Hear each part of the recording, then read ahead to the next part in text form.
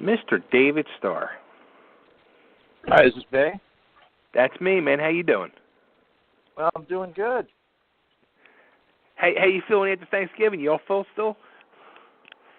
Oh, every time I do that, I say I'm never eating again.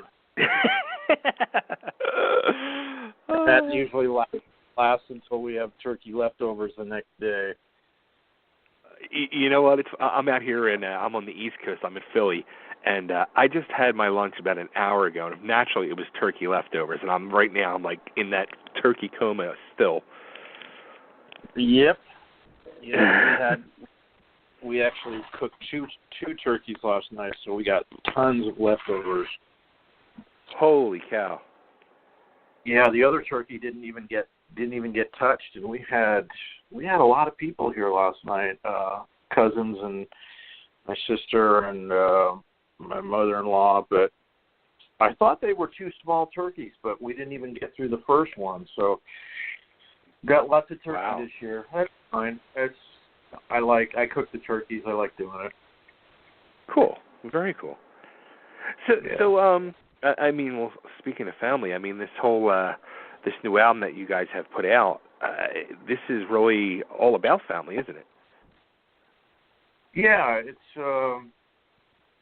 it's basically my wife's lyrical. Well, to those who don't know us, my wife is the lead singer in the band, or the lead singer in the band is my wife, however you want to categorize that or put that one before the other. But yeah, it's basically a lyrical story that she told about the suicide of her brother-in-law 5 years ago.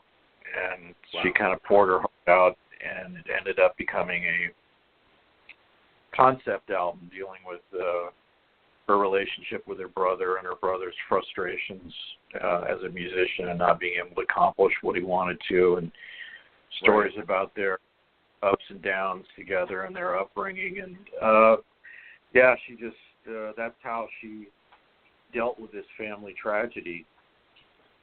And I think it wasn't it's one of the reasons why this album took so long to make. Sure. It was over 4 years to make this record, and I don't like taking that long to make records, but this needed to be ready when it was ready, and I couldn't. When you're talking about a sensitive lyrical topic, it's a totally different ball game. So I needed to give her the space to do what she needed to do. Did you guys? Well, I was going to say, did you guys think? Go ahead. I'm sorry. Go ahead. No, I was just going to say, did you guys think at any time maybe it might be too much to tackle, and maybe to go a different direction for this album? Well, we started writing when our second album, A Telltale Heart, came out in 2012. I had already been writing material for the new album because I'm always working ahead. I've already got an album's worth or two albums worth of music because I play all the guitars and bass on our albums and I write all the music. So I had already was heavily at work on writing the new album, but then this Gary, my brother-in-law, committed suicide, and that London just thought about it, and it's just what she wanted to do. And I just, some people want to run and hide from these kind of things, and I have no problem with that. If they want to just don't deal with them publicly, but obviously this is a very public thing because it's music that we're selling to fans around the world, and so it's something that people are going to know about, and she's sharing a lot of. I said it became a concept album, but a lot of concept albums are fictional, or they're telling stories about something that the songwriter really was not had. If you write a concept about the Civil War, a concept album about the Civil War or World War II, well, okay, that's great, but you weren't there, even though it might be a true story, based on a true story. This is an actual true story based on something that just happened a few years ago within our family. So it was a pretty tough thing, a brutal thing to deal with, but she wanted to go for it, and I said, hey, you write the lyrics and the melodies. I'm gonna leave this up to you. If you want to do this, then let's roll with it. And Sure. It might be cathartic for her, and I think it was. And we actually shifted gears a little bit with the instruments too, because I'm a Gibson Les Paul guy, and I normally use Gibson Les Pauls for all my guitar tracking.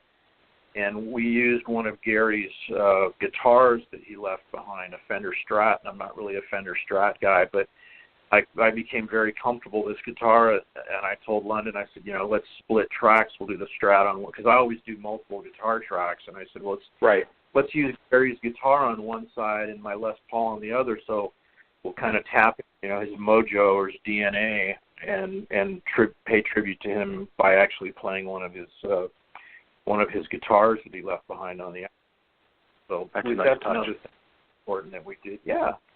And so I think it makes a difference in the sound of the record too, subtly.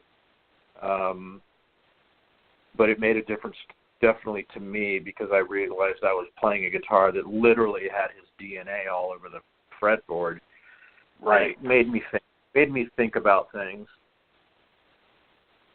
Wow. Yeah. I mean, when I was going through and reading all about this, I was like, wow, this is, like you said, especially whether it's a concept album or not. I mean, sometimes people write about autobiographical things or fictional things or whatever it may be, but when it's something that close to you and that meaningful, it's such a deep thing. I totally understand why it would take so long, for you guys to really put this album out.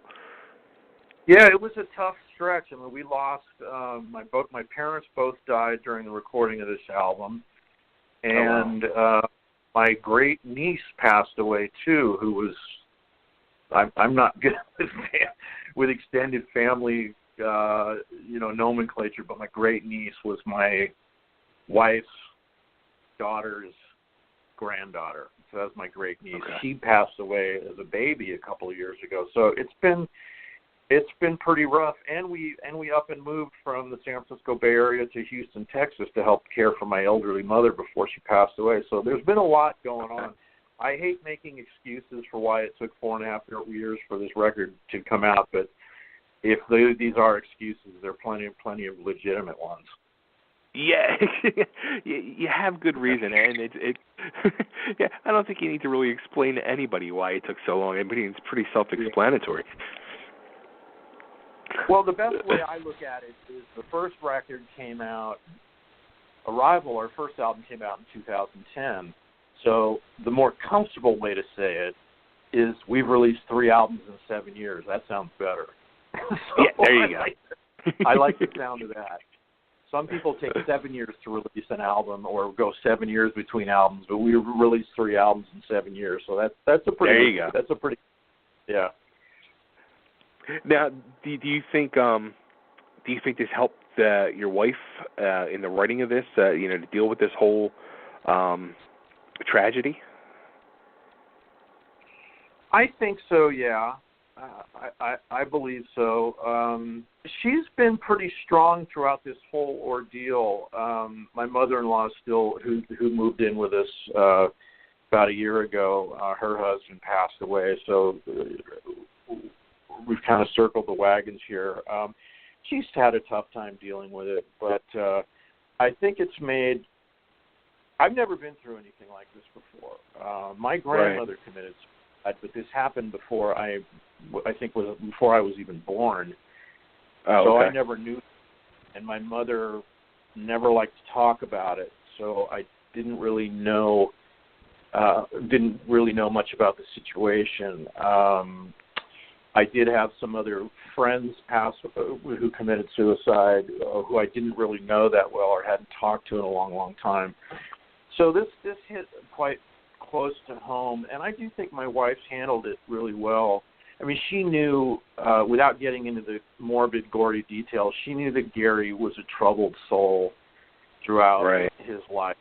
He had problems. So when it's not a situation where when this happened, everybody said, wow, we never saw the signs. No, the family saw the signs for going back a very long time. But of course, that doesn't make it any less painful when it actually does happen. But there were plenty of warning signs and incidents throughout his life that he had a lot of instability and turmoil, and so it's sad, but it was not unexpected. That's probably the best way to put it. So I think in that respect, it might be a situation where, my wife, who unfortunately couldn't be here for this interview right now, would say, maybe he's finally at peace, where he's just been not at peace throughout his whole life.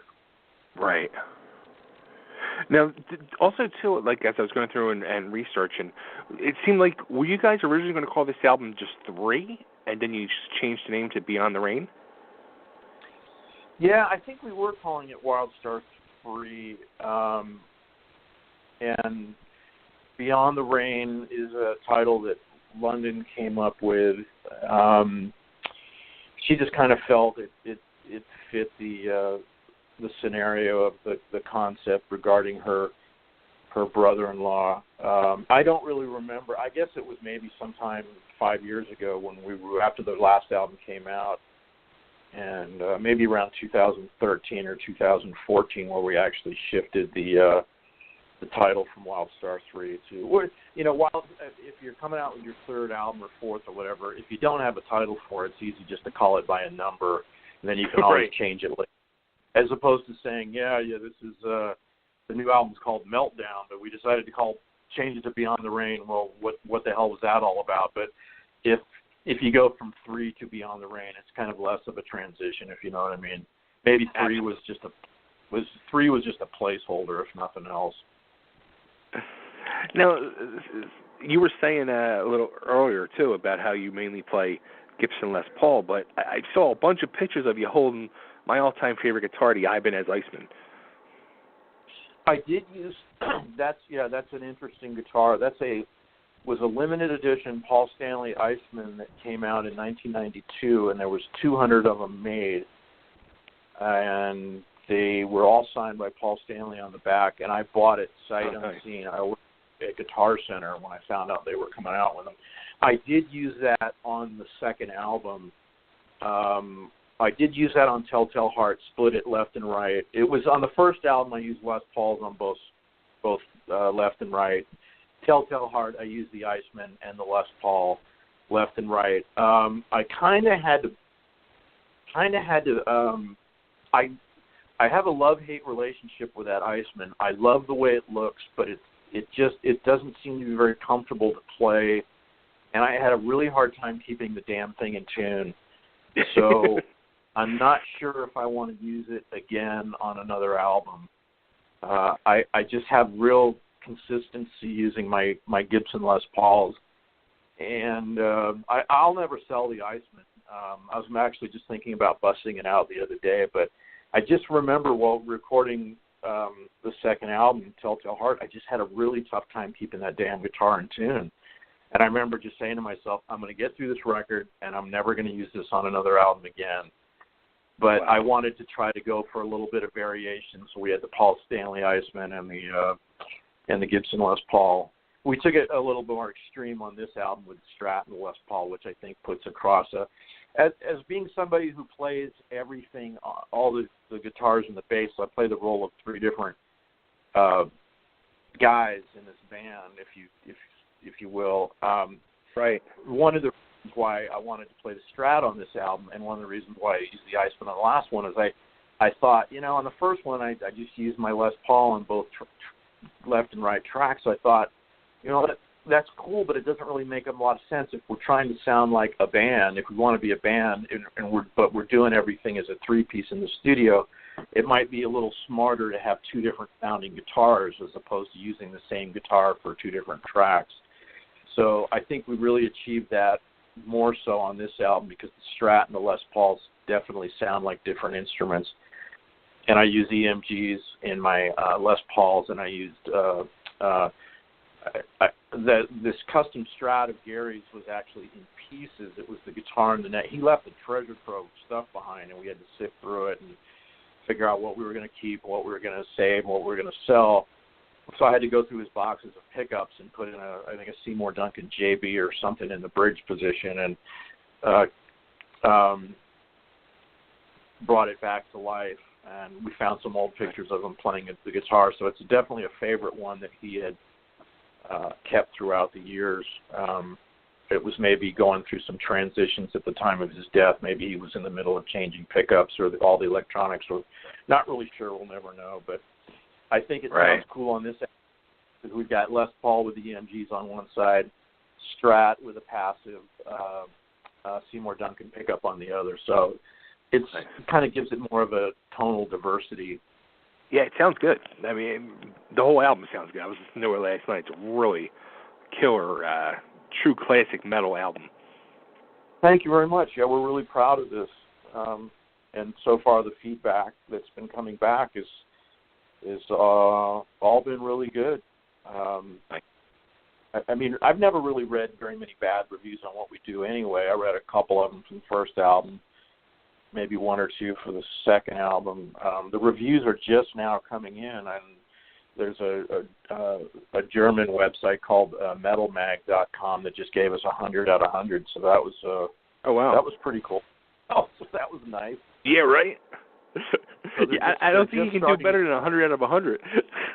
Yeah, that's about as good as you're going to get. And as funny as I actually read the review and I told London about it, and I didn't really realize, scroll down to the bottom of the review, that it actually had a score on there, like a lot of webzines and magazines do. And I missed that at first, and I went back and told her, I said, hey, man, we got 100 out of 100 on this. It was really cool.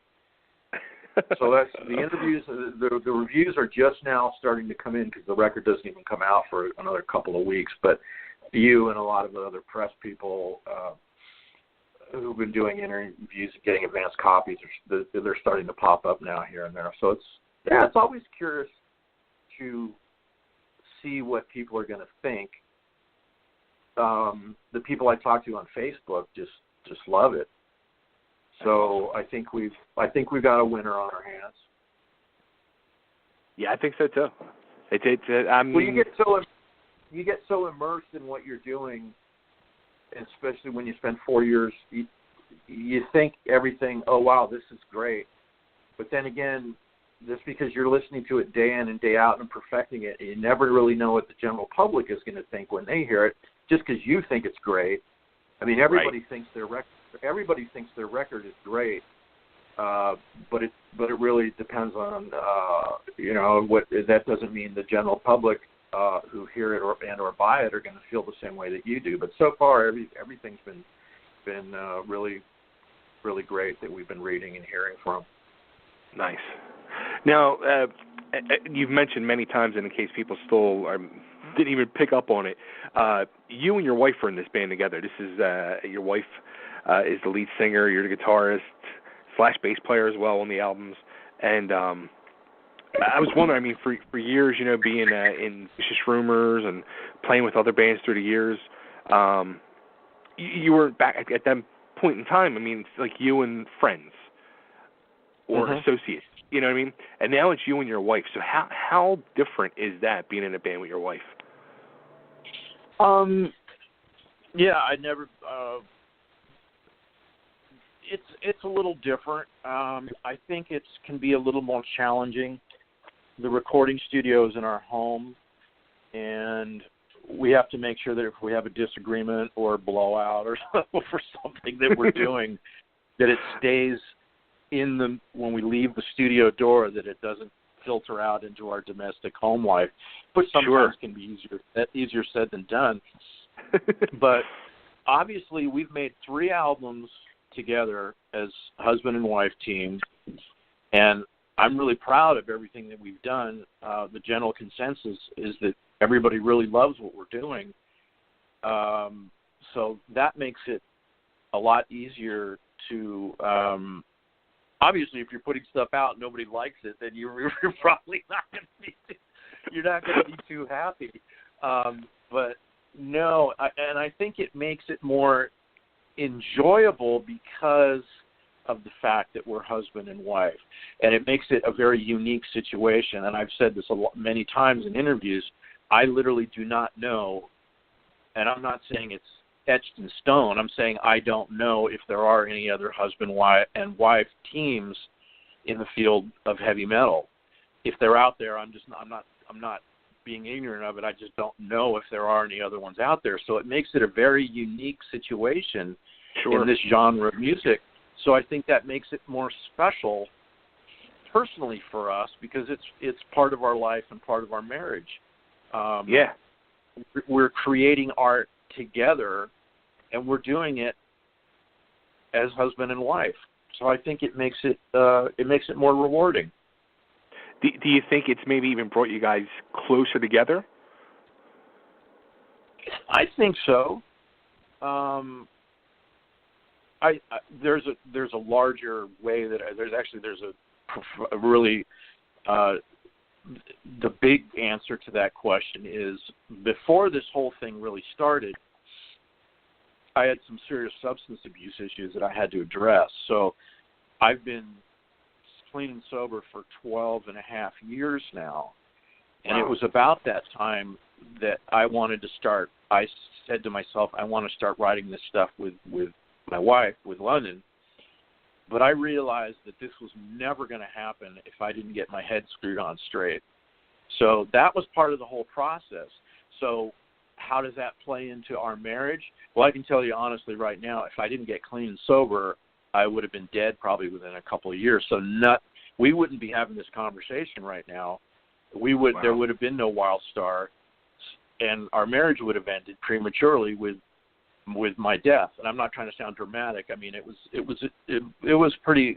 I had to get my act together, and I just literally delved into part of my rehab. Was I just sat because I've been a bass player professionally, really up until that time. And I really wanted to play guitar, and so I got really good really fast. And by the time we recorded the Revival CD, I'd only been playing guitar professionally on this level for 2 or 3 years after, 20, 30 years playing bass professionally. So did it bring us closer? Yeah, it kept me alive. and not only did it keep me alive, we've created 30 beautiful, well, maybe you don't want to say beautiful, really cool songs that are our creation. So, yeah, that was kind of a long answer, but it did bring us closer together, I think, as husband and wife and songwriting partners and band members. So now technically you have 30 children. You could look at it that way, yeah. They are our creations. London and I don't have any kids. I do have a daughter from a previous relationship, my daughter Tawny, who's going to be 32 in a couple of weeks.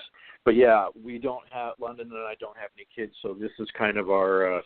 We have 3 albums that we've made, and we have 6 dogs. So that's our family. Wow, there you go. So what's like you mentioned about making that switch to guitar? I mean, and when I was reading that, I was really blown away. I mean, why do that switch? I mean, that's huge, especially after being known as a professional bass player for all those years. Well, I knew that if I wanted to do, of course, at that time, we were just talking about doing a album. We didn't realize, three albums we'd end up done. We were just struggling I was struggling to get clean and sober, and I was struggling to make the transition to guitar. And we were just trying to write songs. We were just feeling our way around. And I'm 56 now, so I was 43, 44 at the time. And it is rather unusual for somebody to change gears that drastically at that age. But I just really wanted to do it. I made a detour back to Vicious Tremors. I played on all the first 5 albums of the classic lineup, but I went back to the band in 2005 to record the Warball CD. But Mark McGee, the other guitar player, didn't want to come back and do it, and the singer Carl had died in 1995, so it was just me, Jeff, and Larry, the core of the original band. We got Brad Gillis from Night Ranger and James Rivera from Hellstar, and I don't know, I just looked around and I thought, this isn't the way it was back in the day. Right. I just didn't really feel the magic, and I just started, and I'd been clean and sober for 6 months at that time, and I really wanted to. And I just said to myself, I don't want to do this anymore. I want to create my own legacy, making my own music, doing my own thing with London, and it was just. How did I get good so fast on the guitar? I really don't know. Because if you listen to that first album, Arrival, I don't think it sounds like a 44-year-old guy who's only playing guitar for 2 years. I mean, it just doesn't sound like it. It sounds like Queensryche or Judas Priest or classic Vicious Rumors or Sabotage or anything. And I really don't have an answer to how the whole thing all came together. It was just such a blur, but it all worked out for the right reasons. And I don't know if it was divine intervention or just me really making a conscious effort to really change my life and get my act together, or a little bit of everything. I just know it worked. Yeah. Yeah, it did. It did. I mean, you can truly tell. I mean, things happen for a reason, and it's all come together with Wildstarr, the music, you switching the guitar. I mean, all that stuff happens for a reason, and with each album, you guys proved that it's supposed to be. Yeah, and it's funny because when we first started this out, I was a little bit tentative. I said, well, I don't know if I'm going to be able to. I'm going to do the best job I can. Maybe I'll do a solo here and there, and we'll all call in some favors from some people I've worked with in the past, like Vinnie Moore, maybe Brad Gillis, David Chastain, and we were going to have a whole host of other guitar players on the album, and I was going to play what I could. And as I got farther and farther away from the substance abuse issues, and I was longer and longer into my clean and sober stretch, my head cleared up, and I got better and better on the guitar. I told London, I said, you know what? I don't want anybody else doing this. This is our music. I think I'm getting good enough to where I can do this all myself, and that'll make it really mean a lot more, because it's not me doing 70% of the album, and then we've got, this guy doing a solo here, and this guy doing a solo here, and this guy splitting a solo doing a hard. I just felt like, let's do this ourselves, and right. We can't. Neither one of us can play drums, so we're going to need a drummer. But we did everything else: the keyboards, the vocals, both guitars, and the bass, all ourselves, and produced the albums ourselves too. And I think that was really a key to making. I think that was really a key decision, because it made it more personal for us. Right. And it showed that we stood on our own 2 feet, and nobody could say, well, the best parts of the album is Vinnie Moore's guitar solos, or he couldn't have done it on his own without help from other people. Well, we did it on our own, and I think it was the best way to do it. Sure. And I think it came a success, and we've done it for that's been our formula for 3 albums now. Nice. Now, I saw this in an older interview as I was going through looking and researching, and I wanted to know if this was still true. You guys have never played a live show? Never have. Never toured, never played live. Wow. It wasn't intention when we first started this out. We actually were going to hire people to put a traditional band together, and this was before Arrival came out, and we were trying to find people to work with, and it just, I don't know, we just kept finding people who didn't seem to get our concept or our vision of what we wanted to do. We had a couple of people who would right out front say, I think this song would be better if you do this chord change here and do this and that. And London and I would just look at each other and just say, man, don't these people realize that it's our band? This is our vision. We need people to come in here and support us, not say, I'm going to make you guys better. I'm going to change everything around. So we just said, screw this. And we just ended up becoming a duo in the studio with the support of Josh Foster on drums. And could we put a band together? Yeah. It just that we just, for better or for worse, we've just kind of morphed into becoming a studio project. And it's not that we're lazy. We have a lot of things going on. We have, in addition to Wildstarr, we have 2 businesses that we own that we run from home. Oh wow! Okay. And we also have our mother-in-law, London's mother, who moved in with us from Vegas a little over a year ago. So we're helping take care of her. So we have a lot of responsibilities, and we have a big, beautiful home with our own forest here, and we got 6 dogs. We have a really great kind of home life here. And every time I think about going back out on the road, I kind of just cringe because I remember a lot of crap that I had to deal with back in the day with VR, and I'm not totally knocking it because there were parts that I really enjoyed about it. I loved getting up on stage in different countries and meeting fans all over the world, and a lot of great memories that I'll always cherish. But as somebody who's clean and sober like me, you have to really kind of pick your battles. And it's not just I don't want to put myself in tempting situations where I'm surrounded by people using drugs and alcohol. I don't even go to clubs anymore. I mean, I used to live in that environment. I used to just go to clubs every night, drink and carouse and raise hell, and just that was my lifestyle. And I just moved to a different level or a different plane, if you want to. And if somebody told me 20, 30 years ago, when you're in your 50s, you're going to be going to bed early every night, you're going to be clean and sober, you're going to be getting up, I'd say, I hate that person. I don't want to be that person. Well, you know what? I am that person, and I love my life. I love my wife. I love our home. We have to get this great home. We just bought some forest property behind our house, so we've just expanded our estate here.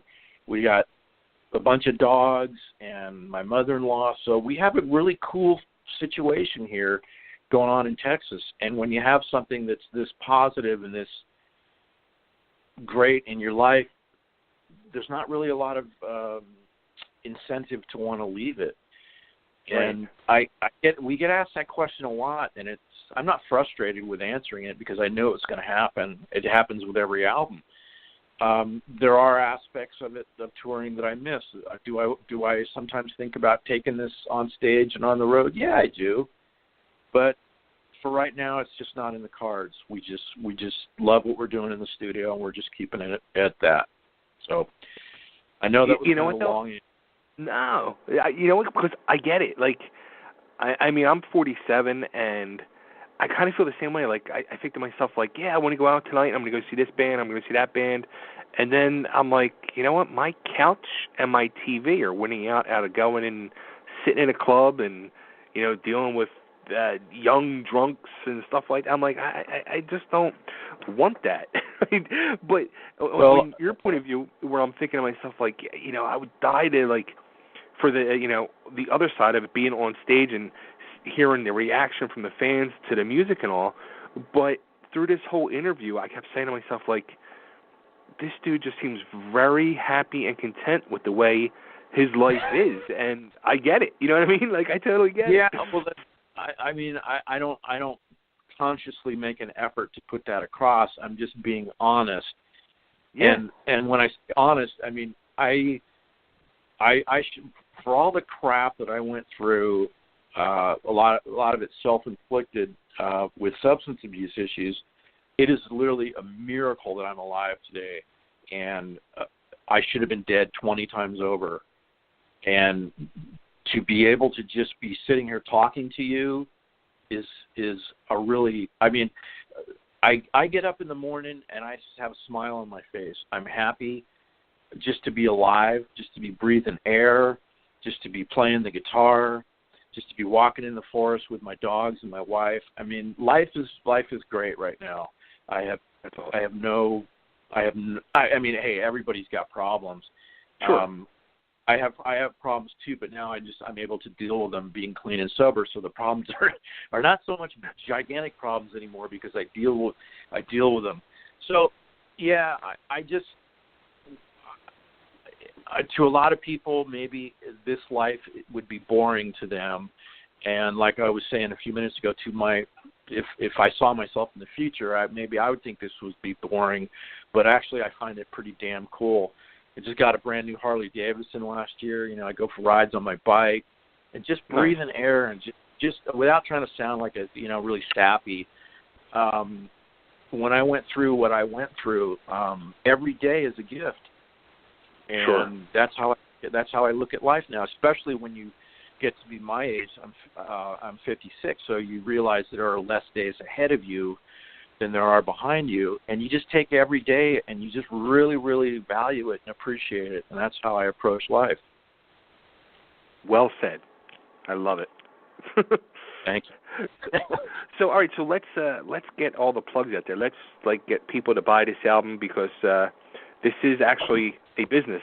It's not just something fun for you guys to do. It's creating music and selling albums. Yeah.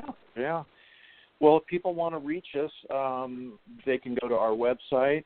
That's wildestarr.com, WILDESTARR.com. We are selling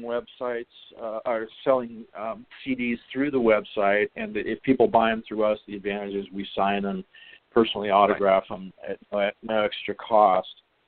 And if they want to get them through other affiliates, Amazon, iTunes, Target, Amazon, Best Buy, I think all these other things are tied in with a record label. Our record label, Scarlet, is headquartered in Italy, but we've got distribution worldwide. I just noticed on Japan they're now taking pre-orders through Disc Union over there. So I encourage people to please, if you love the album, please buy it. Obviously, everybody's having the same problem with the illegal downloads that have been prevalent ever since the internet became an entity. But every time I just went on to my PayPal. I mean, we're literally a husband and wife thing. We do so much stuff ourselves. We monitor our own PayPal. I just looked at the PayPal account yesterday. It was really great. I told London, I said, hey, we just got a whole boatload of pre-orders for the CD. So I'm printing out labels, and it's great. It's really rewarding. You can also find us on Facebook. The band has a Facebook page, and London and I each have our own individual pages, and we're always talking and yakking to people on Facebook, so that's a good place to reach us as well. Cool, very cool. Well, this has been great talking to you, David. Man, I wish you guys the best of luck with everything and maintaining 100 out of 100 because the album is friggin' awesome. And yeah. So, I really I'll let you guys know. Absolutely, man. Absolutely. I'm honored to talk to you, man. And I'll let you guys know when I'm going to air this for you, too. Okay, yeah. Just I guess you can let us know through Chip or both. Either way is fine with us. And cool. Yeah, I enjoyed talking to you, and we'll do it again sometime. Absolutely, man. Take care. Okay, thanks a lot. Bye-bye. Yep, bye.